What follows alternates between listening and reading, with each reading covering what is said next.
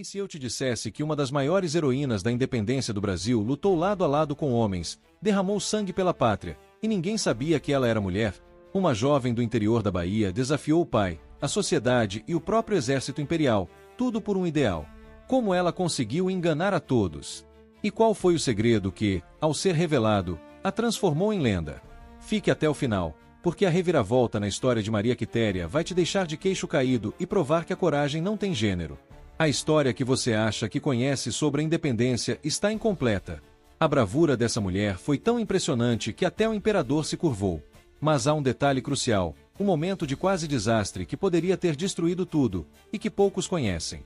Quer descobrir como a mentira dela se tornou sua maior força? Se inscreva agora no canal @Ecos da Tropa e ative o sininho, porque revelamos as histórias que os livros didáticos esquecem. Assim você não perde nenhum capítulo oculto da nossa história. Imagine o cenário: Brasil, 1822. O grito da independência ecoou, mas a guerra estava longe de acabar. Em Portugal, as cortes não aceitavam a separação. E na Bahia, a província mais rica e estrategicamente vital, a disputa era sangrenta. Tropas portuguesas leais à coroa, comandadas pelo temido general Madeira de Melo, controlavam Salvador e resistiam ferozmente. O recôncavo baiano se tornou um caldeirão de patriotismo e conflito. É nesse Brasil convulsionado, mais precisamente na freguesia de São José das Itapororocas, hoje município de Feira de Santana, na fazenda Serra da Agulha, que nossa história começa.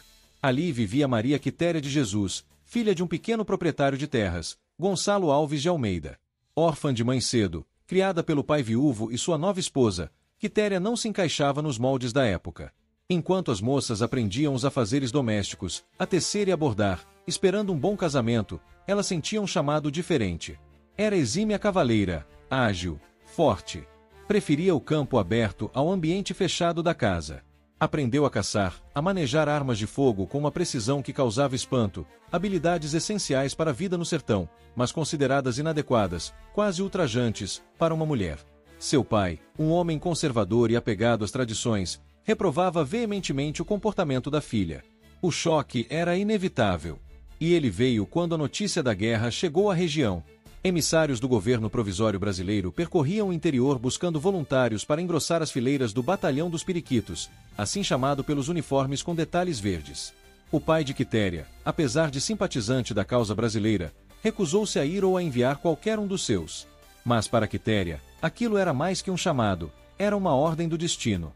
Ela precisava lutar pelo Brasil. Proibida pelo pai, ela tomou a decisão mais radical de sua vida. Com a ajuda de sua irmã, Josefa, e do cunhado, José Medeiros, ela arquitetou a fuga. Numa noite silenciosa, cortou seus longos cabelos, um ato de renúncia à sua identidade feminina. Vestiu uma farda velha que pertencera ao cunhado. Deixou para trás a fazenda, a família, a vida que conhecia. Assumiu o nome de Soldado Medeiros, uma homenagem àquele que a ajudou. Sozinha, ou talvez acompanhada pelo cunhado até certo ponto, ela cavalgou em direção ao acampamento patriota em Cachoeira. O coração batia forte, uma mistura de medo e excitação. Cada passo era um risco, cada encontro uma potencial descoberta. Ao se apresentar para o alistamento, a tensão era máxima. Mas sua postura firme, seu porte atlético e a convicção em sua voz forjada enganaram os oficiais. O soldado Medeiros foi aceito. A farsa estava montada. Mas o objetivo ia além de apenas lutar. Ela queria provar que uma mulher podia ser tão ou mais valente que qualquer homem. A semente da lenda estava plantada, regada pela coragem e pelo perigo constante. A preparação para a guerra era também a preparação para manter seu segredo a qualquer custo. Uma vez dentro do exército, a vida do soldado Medeiros tornou-se um exercício constante de vigilância e adaptação. A rotina militar era brutal, especialmente nos acampamentos improvisados da guerra na Bahia. Imagine a dificuldade: dividir alojamentos precários com dezenas de homens, lidar com a falta de higiene, a comida escassa, as longas marchas sob sol e chuva.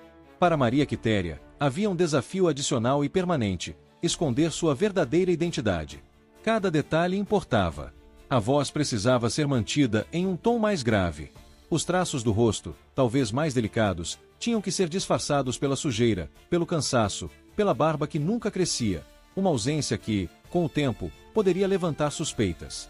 Tarefas simples como tomar banho ou usar a latrina se tornavam operações complexas, exigindo planejamento e discrição absoluta.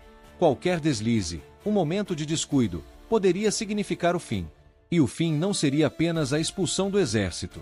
Seria a humilhação pública, a desonra para si e para sua família, talvez até punições severas previstas pelos códigos militares da época para deserção ou fraude. A pressão psicológica devia ser imensa. No entanto, o soldado Medeiros não apenas sobreviveu, como se destacou. Sua experiência prévia com armas e cavalos deu-lhe vantagem no treinamento. Sua disciplina era exemplar, sua pontaria invejável, sua resistência física notável.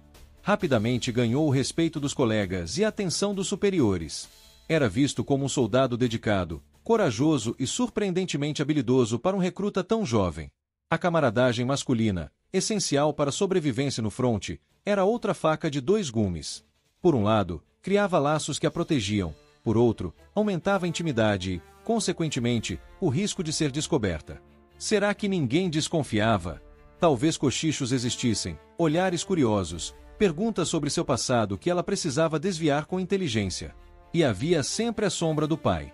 Ela sabia que ele estaria à sua procura, furioso. O que aconteceria se ele a encontrasse ali, fardada, no meio da tropa? Enquanto treinava e se preparava para os combates reais que se avizinhavam, a tensão só aumentava. A guerra contra os portugueses era iminente, mas a batalha interna de Quitéria era diária, silenciosa e talvez ainda mais perigosa. Você consegue sentir a angústia? A iminência do confronto real testaria não só sua coragem em batalha, mas sua capacidade de manter o segredo sob o estresse extremo do fogo inimigo. O momento da verdade se aproximava, e ele prometia ser explosivo. A calmaria tensa do treinamento acabou. A Guerra da Independência na Bahia explodiu em violência crua, e o soldado Medeiros foi lançado no coração do furacão. As batalhas eram brutais, travadas em terra e água, nas ruas estreitas de Salvador, nos manguezais do Recôncavo, nas águas da Baía de Todos os Santos. E foi nesse cenário de caos e morte que a lenda de Maria Quitéria começou a ser forjada a ferro e fogo.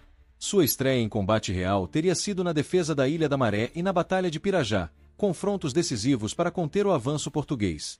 Mas foi especialmente nas batalhas ao longo do rio Paraguaçu que sua bravura se tornou incontestável.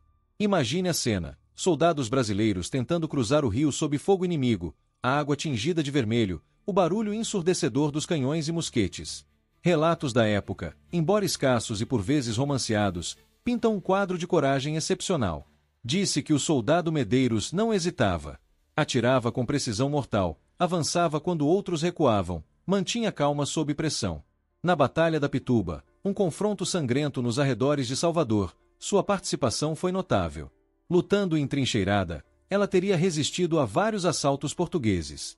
Há histórias, talvez exageradas pelo folclore, mas que refletem sua reputação, de que ela teria enfrentado inimigos em combate corpo a corpo, usando não só a baioneta, mas sua agilidade e conhecimento do terreno.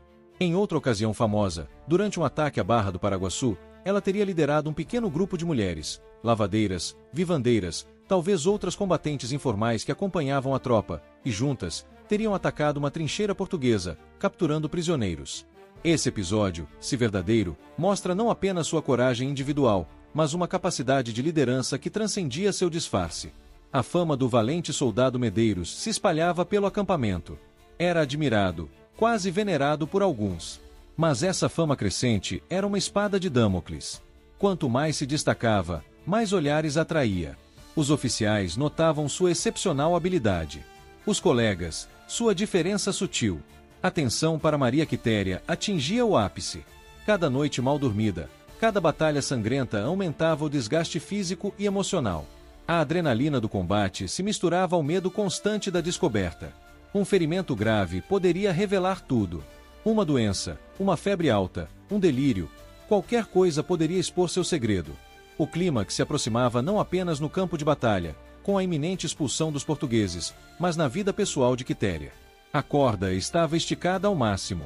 Quanto tempo mais ela conseguiria sustentar a farsa antes que a verdade explodisse, talvez no pior momento possível, em meio ao fogo cruzado, colocando sua vida e sua honra em risco extremo. A ansiedade é palpável, o perigo ronda cada esquina. E a verdade veio à tona. Mas não da forma trágica que se poderia esperar. Não foi uma bala inimiga, nem um colega desconfiado, nem um oficial rigoroso que desmascarou o soldado Medeiros. Foi ele, Gonçalo Alves de Almeida, seu pai. Após meses de busca incessante, remoendo a desonra e a desobediência da filha, ele finalmente a localizou no acampamento militar. Furioso, sentindo sua autoridade e a honra da família ultrajadas, ele não hesitou. Foi diretamente aos superiores de Quitéria e denunciou a farsa. O valente soldado Medeiros era, na verdade, sua filha, uma mulher. O choque foi imediato. Naquela sociedade patriarcal e rigidamente hierárquica, a presença de uma mulher combatente, e ainda por cima disfarçada, era impensável, um escândalo. A expulsão parecia certa, talvez seguida de punições exemplares.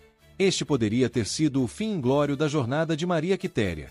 Mas então, aconteceu o inesperado, a grande reviravolta. Seu comandante direto, o Major José Antônio da Silva Castro, ou talvez o comandante do batalhão, dependendo da fonte, interveio de forma decisiva. Ele já havia notado as habilidades excepcionais de Medeiros.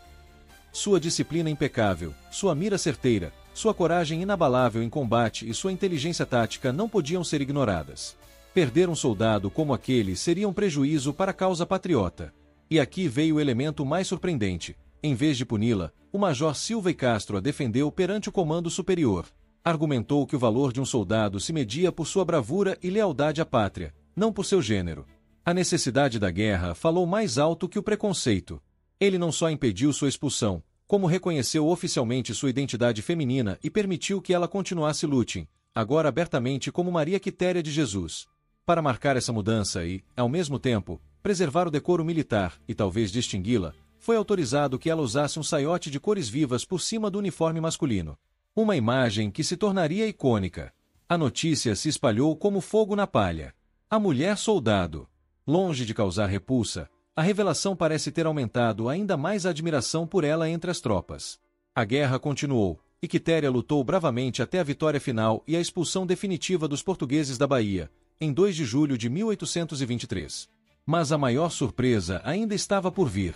Sua fama chegou aos ouvidos do imperador Dom Pedro I, no Rio de Janeiro. Intrigado e impressionado pela história da mulher que desafiou tudo para lutar pelo Brasil, ele fez questão de conhecê-la pessoalmente. Quitéria viajou para a corte imperial. Imagine a cena, a jovem sertaneja, agora uma veterana de guerra, sendo recebida pelo próprio imperador. Dom Pedro I não apenas a elogiou, como a condecorou com a medalha de Cavaleiro da Ordem Imperial do Cruzeiro, a mais alta e cobiçada honraria do recém-criado Império do Brasil. Além da medalha, ele a promoveu ao posto de alferes de linha, um oficial subalterno, e concedeu-lhe um soldo vitalício. A mulher que enganou o exército para poder lutar não foi punida, foi celebrada, honrada e elevada à categoria de heroína nacional pelo próprio monarca. O segredo que poderia tê-la destruído acabou sendo a chave para sua glória eterna. Sua competência, sua coragem e seu patriotismo inquestionável falaram mais alto que qualquer regra ou preconceito da época. A trajetória de Maria Quitéria de Jesus é uma das páginas mais vibrantes e inspiradoras da história do Brasil. Da fazenda no interior da Bahia aos salões do Paço Imperial no Rio de Janeiro, sua vida foi uma sucessão de atos de coragem que desafiaram todas as convenções sociais de seu tempo. Ela não foi apenas uma soldado que lutou bravamente pela independência. Ela foi um símbolo poderoso da força feminina, da determinação inabalável e do amor profundo pela pátria. Ao se disfarçar de homem para poder pegar em armas, Quitéria não estava apenas buscando aventura, estava reivindicando seu direito de participar ativamente da construção do país, no momento em que esse espaço era exclusivamente masculino. Sua história transcende o campo de batalha. Ela nos ensina que as barreiras mais difíceis de derrubar muitas vezes são aquelas impostas pela sociedade, pelos preconceitos, pelas expectativas limitantes sobre o que podemos ou não fazer baseados em nosso gênero, nossa origem ou nossa condição social. Maria Quitéria enfrentou o pai, o exército, a desconfiança e o perigo constante, não por rebeldia vazia, mas por um ideal maior, a liberdade de sua terra. E, no processo, conquistou sua própria liberdade, provando que o valor de uma pessoa reside em suas ações, em seu caráter, em sua coragem, e não em conformidade com normas ultrapassadas. A moral desta história extraordinária é clara e ressoa até hoje. Não permita que ninguém lhe diga qual é o seu lugar. Não deixe que definam os limites dos seus sonhos ou do seu potencial. A coragem de ser quem você é e de lutar por aquilo em que acredita pode mudar não apenas a sua vida, mas também o curso da história.